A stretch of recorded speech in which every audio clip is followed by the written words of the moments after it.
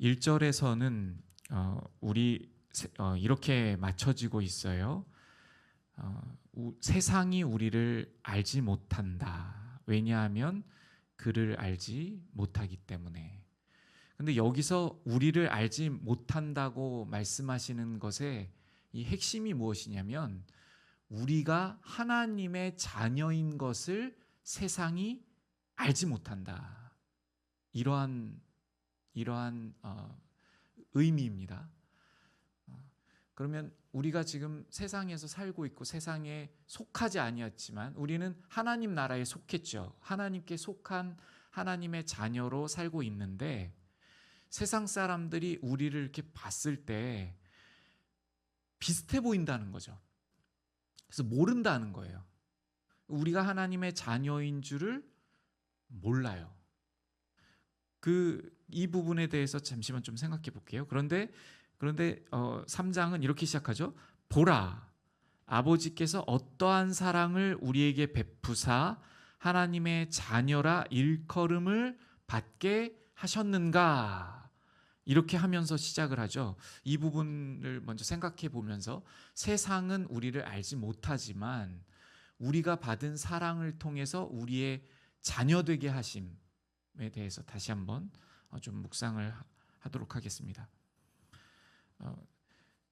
우리가 하나님의 자녀예요. 하나님께서 우리의 아버지 되어 주셨어요.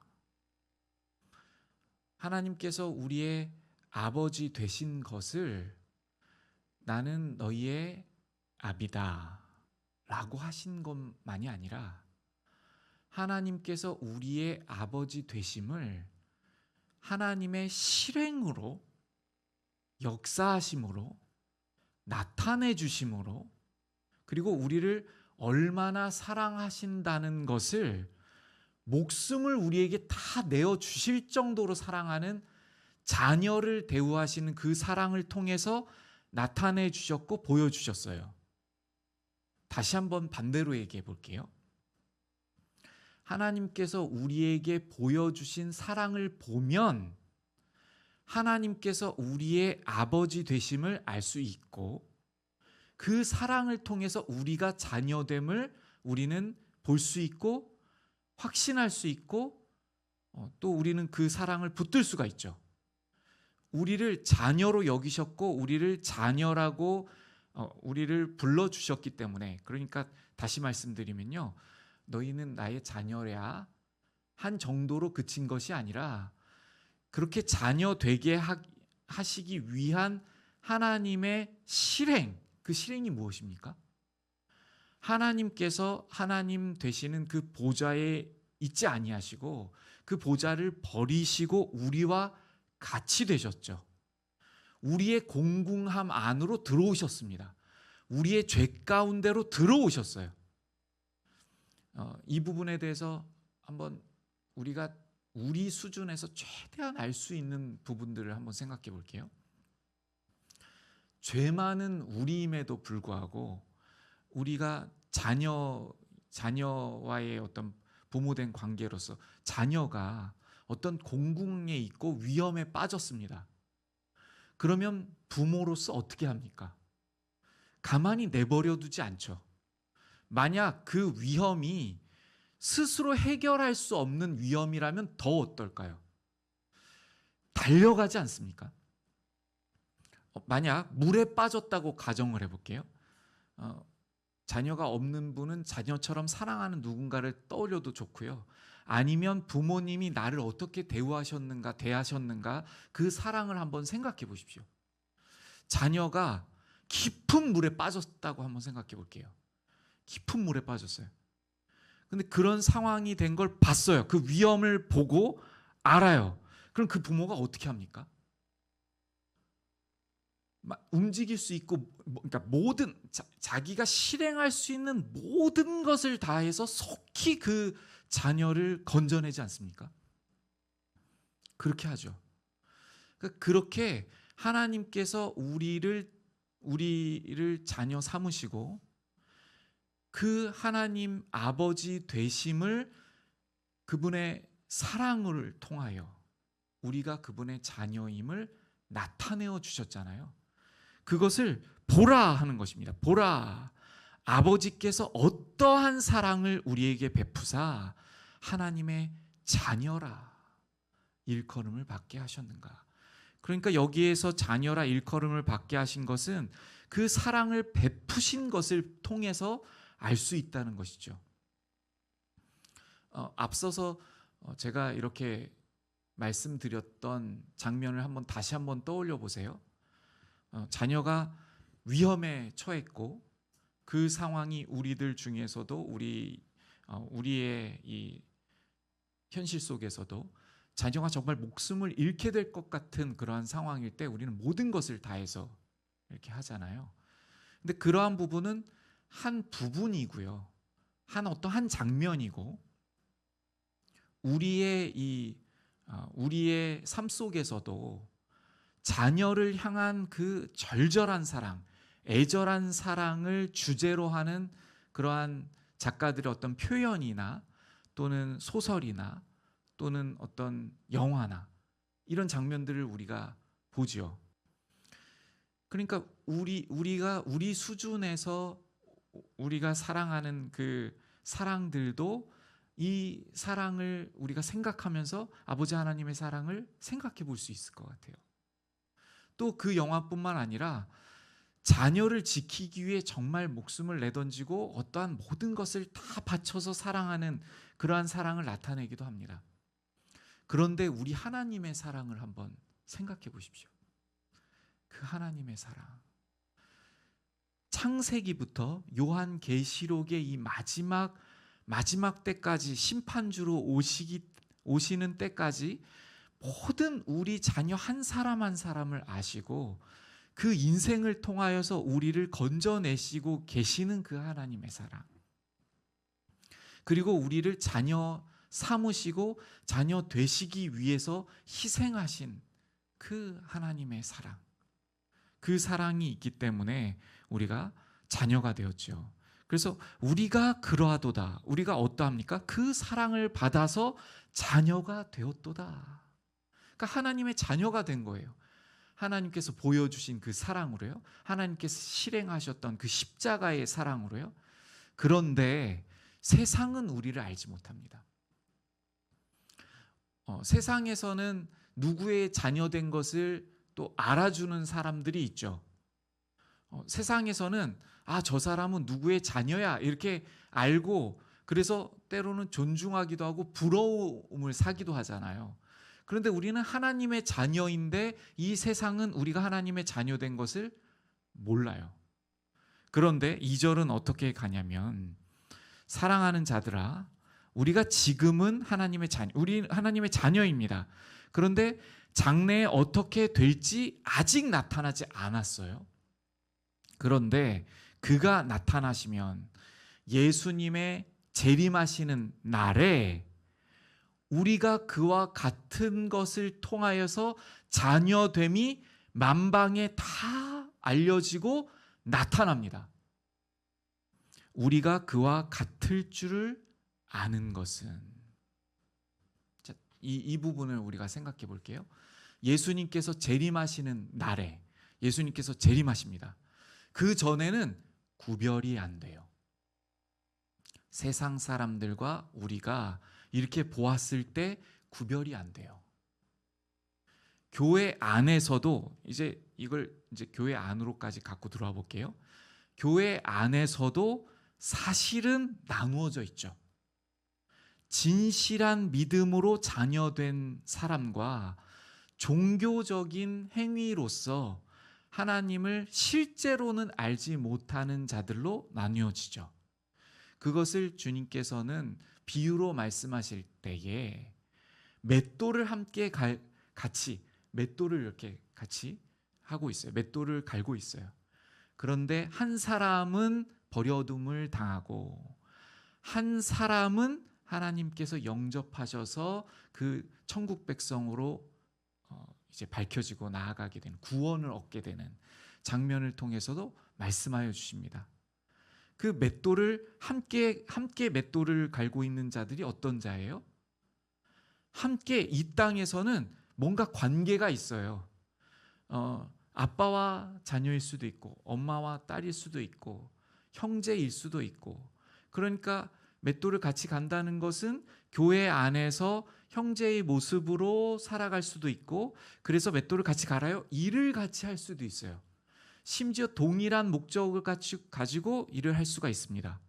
그런데 주님께서 나타나시는 그 날에 정말로 하나님의 자녀였는지 아니었는지 나타납니다. 그날에 나타나요.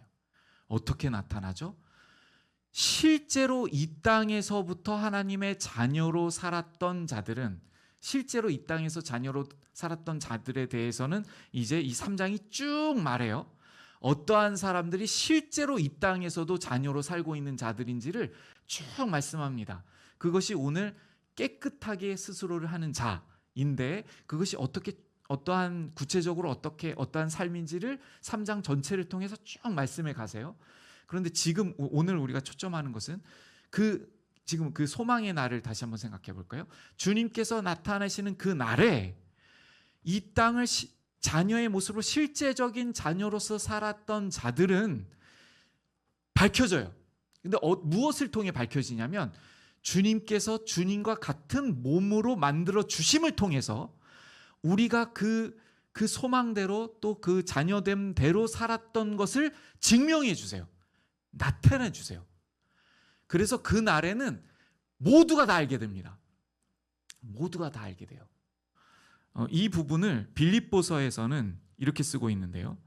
빌립보서 3장 21절, 그는 만물을 자기에게 복종하게 하실 수 있는 자의 역사로 우리의 낮은 몸을 자기 영광의 몸의 형체와 같이 변하게 하시리라. 예수님의 몸에, 그 부활하신 예수님의 영광의 형체, 그 예수님의 몸과 같이 우리를 변하게 해주시는 거예요. 어떤 날에요? 그 마지막 날에, 예수님께서 나타나시는 날에, 그 날에 우리를 주님과 같이 변하게 하셔요.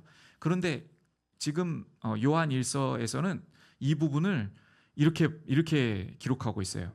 그가 나타나시면 우리가 그와 같을 줄을 아는 것은 그의 참모습 그대로 볼 것이기 때문이니, 그날에 우리도 그분의 참모습을 그날에 봅니다. 이 부분도 좀 생각해 볼게요. 보세요.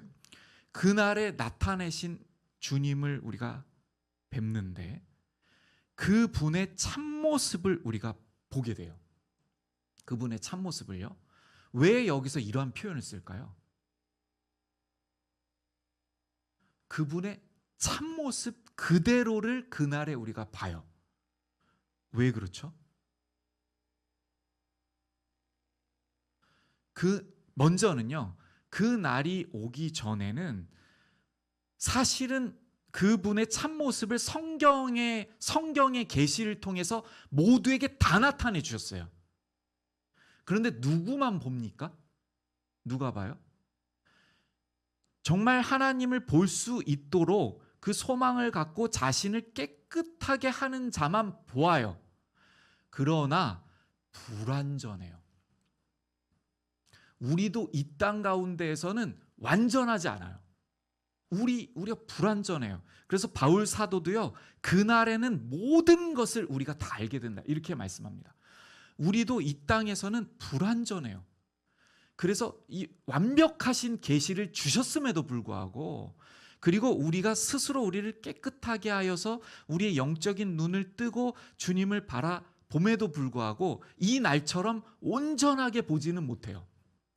그런데 이 날에 대한 소망이 얼마나 우리가 큰가, 이 날을 우리가 얼마나 소망하는가, 그 부분에 대해서 사도 요한은 우리가 이렇게 말씀하잖아요. 이 소망을 가진 자마다, 3절에서 이렇게 말해요. 이 소망을 가진, 이 소망이 얼마나 큰 소망이냐면, 그 날에는 온전하신 그분이 입고 계신 그분의 형체와 같이, 그분과 같이 우리를 변하게 하여 주심으로, 보세요, 우리가 그분과 교제를 하고 그분을 바라봄에 있어서 막힘이 없어요. 우리가 어떠합니까? 우리는 우리를 스스로 깨끗하게 하지 못하고, 다시 말씀드려서 이 깨끗하게 하다의 핵심은, 오늘 이 부분을 우리가 중점적으로 하지는 못하겠지만 우리는 오늘 이 소망을 지금 바라보기 위해서, 이 소망이 무엇인지를 알기 위해서 제가 이걸 나누고 있는 거예요. 그 날에 우리를 온전하게 그 부활의 주님의 몸으로 입혀 주실 때, 우리는 지금 내가 완전히 날마다 죽는, 정말 매분 매 초마다 죽는 나의 그 왜곡함, 나의 나 스스로를 변명함, 그리고 내가 마치 하나님처럼 볼 수 있다고 스스로 교만한 위치에 서서 마치 나는 모든 것을 분별할 수 있는 자처럼 행하고 말하고 판단하고 있는 그 위치에서 우리가 내려오지 않으면, 곧 죽지 않으면 도무지 하나님을 왜곡하는 우리이기 때문에, 나 스스로 주님을 나의 시각에서, 나의 수준에서 하나님을 바라보기 때문에 오해하고 왜곡하고 이렇게 그대로 주님을 바라볼 수가 없어요. 근데 그날에는 어떠한가? 온전하게 주님을 바라봐요. 주님을 그냥 있는 그대로를 바라봅니다. 정말 소망이 되는 날 아닙니까? 우리가 이 땅에서는 막 우리가 어느 정도입니까?